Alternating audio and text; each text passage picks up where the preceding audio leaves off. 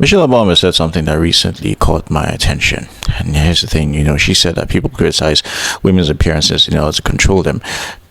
Yeah, it is a powerful statement. I'm not going to lie. It is actually quite a powerful statement. But it's also an emotional one, and also a very, very massive oversimplification of the matter at hand. Because here's the truth. People don't criticize women in order to control them. People actually criticize everyone. I'm talking, they criticize men, they criticize women, they criticize celebrities, they criticize politicians, they criticize influencers. Even kids get criticized, And criticism isn't a gender issue. It's actually a human one, But today, on this episode, ladies and gentlemen, don't worry, we're actually going to break down the real reason why appearances get judged. In this conversation, we're going to talk about why the conversation itself, her conversation, what she said, lacks honesty, and why celebrities most times are the worst people to actually lecture society about this sort of situation. So in case you're tuning in for the very first time, this is actually the Blunt Experience, a place where we have no filters, no narratives, and in fact, all we do is say the truth and the whole truth, so help us God. I hope I got that pledge correctly. But yeah, let's talk about Michelle Obama's arguments. You see, Michelle Obama, she said something, and I'll try to put the video up. People want to control women. The first thing they do is go after our beauty. Yes, the way we look. The way we look. And that's true across the board, across the political aisle. Women feeling like they have to show up in this one Barbie doll kind of image to afford being attacked. This happens to young actresses, young women on social media. It is the habit of the culture of the world to put women in their place. She said that people criticize women's appearances because they want to control women. It sounds deep. It sounds empowering. It sounds like some sort of TED talk that's meant to, end in some nice applause. But here's the thing, when you slow it down, when you start to think about the whole matter, you start to actually realize that logic actually begins to get weak, because here's the truth, whether you like it or not, whether women want to hear this or not, men actually do get roasted too, just for different reasons in this time of situation. You had Barack Obama, for instance. Barack Obama, Michelle Obama's husband, he got dragged for many things. He got dragged for his ears. He got dragged for his suits. Hey, who can remember the beige suits? The whole beige suit scandal, or should I call it beige suit gates? He was people laughed about his skinny frame. They talked about his gray hair. I thought it was quite cool. I'm not a fan of his, but I thought it was quite cool. They talk about his posture. They talk about his accents. They even talked about his facial expression. And sometimes people even criticize him for having this wild, this sort of wide Looney Tunes sort of smile. And then you talk about guys like Donald Trump, for instance, who people like Tyrese Gibson calls him Agent Orange. He's called. They talk about his tan, which looks a bit towards the orange side. They call him, they say he's overweight. They had people like Biden, for instance, who got mocked for looking old and frail. Some people call him Old Joe, all different names. It's weird. And then you have people like Elon Musk, as of time recording, the wealthiest man in the world, who gets roasted for his hair plants and his awkwardness when he talks and stuff. But no one in the male community, actually, no one in America comes out to say that, America is trying to control men by criticizing their appearance. No. Instead, men are told to, just get on with it. So why is it suddenly oppressive? Why is it suddenly being seen as oppression when it happens to women? Because the framing, is actually convenient, but it is actually very, very inaccurate. Because when you then look about the human nature of it all, let's be brutally honest with one another. Humans judge appearances because we are actually visual creatures. It's biological. We can't help it. It's evolutionary.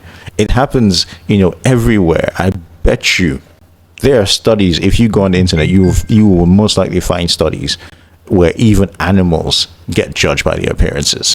It's some even see it as some sort of way to know if there's some animals that from their appearance, they get to know if maybe their younglings or whatever they're called would actually survive or not. I hope I haven't lost audio here. But women's appearances, for way before I was born, way before the century, have always been tied down to a lot of things. It's been tied down to health. It's been tied down to youth. It's been tied down to fertility. It's been tied down to attractiveness. The overall vitality of women. And men are judged also. I've said before, men are actually judged also, but they are actually judged through a different lens. We're judged on our strength. We're judged on our height. Oh, thank God I'm 6 feet and a half an inch. That half an inch is very important. We're judged on our capability. We're judged on our dominance. We're judged on achievements. We're judged on status. But it's not oppressive. It's not. It's not some conspiracy. It's not patriarchy sitting in some secret meeting and deciding, how we're going to control women in order to take over the world, or how we're going to control women to put food on the table, or do our duties, which is to provide and protect. It's not getting us there. So we're not having some secret meeting about that. It is just nature, ladies and gentlemen. You can dislike it. You're free to do so. You can challenge it. But you cannot pretend that it doesn't exist. But then let's talk about the celebrity hypocrisy, because I'm sorry to say, but celebrities are really making a meal out of this whole thing. Because here's the part that no one wants to talk about. Celebrities actually benefit from the whole same appearance culture that they actually criticize. You have Michelle Obama, for instance. Her entire brand is actually built on optics. It's built on presentation. It's built on elegance. I mean, look at those. Remember those photo shoots from the White House and all. It's built on styling. It's built on relatability. It's built on her image. Her fashion gets reviewed more than her political opinions. That's just the truth. Her appearance drives, book sales. She sold a lot of books, and I'm sorry to say, but it's based on her appearance. The hair, who remembers the naturally permed hair and stuff, a bit of afro, and it's what makes people be like, oh, she's the Black Queen. Her public persona is a revenue stream, whether she likes it or not. So when she comes out and complains about people commenting, on her looks, I'm thinking, this is selective outrage. I'm sorry. Let me borrow that thing from Chris Rock. This is selective outrage, because she benefits from attention. She benefits from styling. She benefits from image management. She benefits from the glamour, But when the public reacts, suddenly it gets seen as control. Come on, come on. Come on. Who are we kidding here? Because as far as I'm concerned, all this talk is just a distraction from the real issues that women actually face. Because let's be fair, women do face, more appearance pressure than even men do. That is real. But it's actually because beauty culture is powerful. In today's age, beauty culture is powerful. Social media, whether we like it or not, in today's age, has amplified insecurity. Beauty trends are shifting faster than Ferraris move these days. And women compare themselves to other women constantly. But here's the part. Here's the part that no one really wants to admit. And the part that is going to make some people go real crazy right now. It's the fact that, hey guys, maybe I should whisper this or something. But hey guess what? Ladies and gentlemen, especially ladies, guess what? Women actually judge women way harder than men actually do. That's the truth. That's the truth. Women, they drag each other. They drag each other's weight. They drag each other's hair. They drag each other for their makeup, skin, their outfits, the surgeries. Oh man, let's not even talk about the surgeries. The natural bodies, the unnatural bodies. Oh, you look like you got the whole BBL and stuff. They drag women drag each other for everything. But men aren't even thinking. Here's the truth, we're not even thinking about half the things that women notice. But women, ladies, I'm sorry, but you ladies notice almost every single thing to do with one's image. So yes, the pressure does exist, but it's not men controlling women issue. The men, we're not trying to control women. That's just the truth. It's actually a cultural issue. Some of the harshest critics of women, whether you like it or not, are actually women. If you doubt me, then I beg you, go check out the fashion reviews or the red carpet reviews. Who's doing them? Definitely not men. I mean, you have a few men who play for the other team, let me put it that way, doing it. But then you have a lot of women, who are the ones who are actually doing these reviews.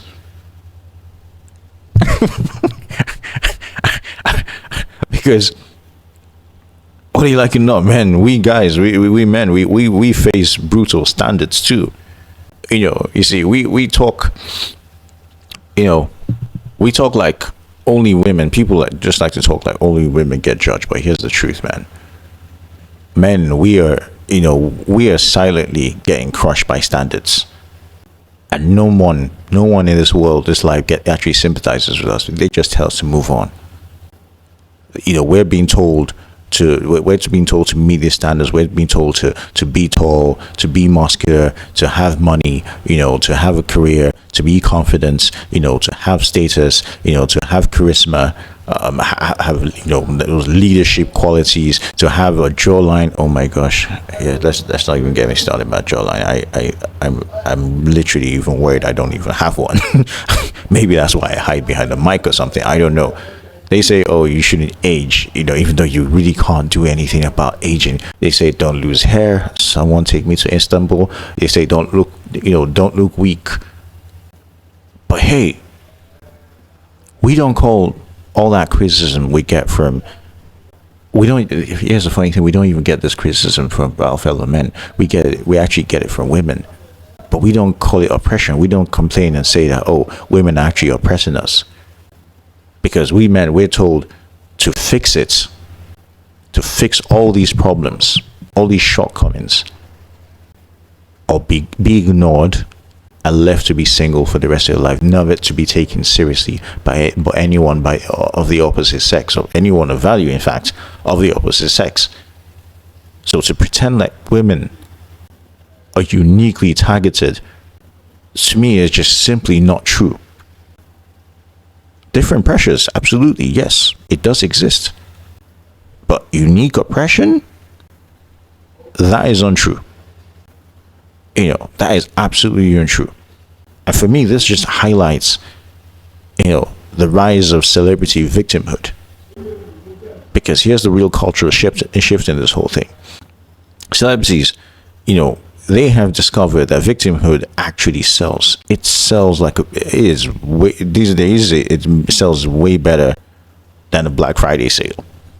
You have Beyonce, for instance. She says that that the world wants to dim the light of black women and all. You have Meghan Markle saying that people want to silence her. You have Lizzo saying that people hate her because she's big. Oh man, don't get me started about Lizzo. Then you have Taylor Swift, who much of her empire is built on her saying that the media wants to control women's bodies. Then now you have Michelle Obama, giving criticism about appearance, saying that criticism of appearance is control. Well, no, it's a formula now. It's all a formula. It's the formula that says that victimhood, equals engagement. Engagement equals influence. Influence equals power. But it's not. It's no longer about the truth. It's now all about branding. It's a whole PR marketing thing. Celebrities now are choosing when they're empowered and choosing when they're victims. It is selective narrative with zero nuance but maximum attention. But here's the blunt reality of the whole thing. Here's the truth nobody wants to admit. Women, yes, they do face appearance pressure. Society, yes, they do judge women. Social media, whether you like it or not, I'm sorry to say this, but social media makes women feel very insecure. Yes, standards can be unrealistic, but also, ladies and gentlemen, it's not a conspiracy. It's not a system, that is built to control women. Men face, their own brutal standards. Celebrities, they use these victimhood, when it's convenient to them in order to, get in on the whole trending train, pretty much. So Michelle Obama's comments, yes, they are emotional, but they are actually absolutely inaccurate, because people criticize, appearance because humans are humans and not to control, because they're not criticizing in order to control women at all. But here, ladies and gentlemen, I mean, if you're tired of being, fed these emotional arguments that have no logic behind them, if you want honesty without political packaging, then hey, ladies and gentlemen, welcome. You are in the right place, because this is the blunt experience, where we don't chase narratives, we actually chase the truth. So, and if this episode, ladies and gentlemen, actually made you think, then please do share this with someone who's sick and tired as I am when it comes to this whole nonsense of celebrity victimhood. And please do subscribe to the channel in order to support us. Please do also like the video. Thank you so much for listening. Wherever you are in the world, please do stay sharp, do stay aware, and do stay blunt. See you next episode.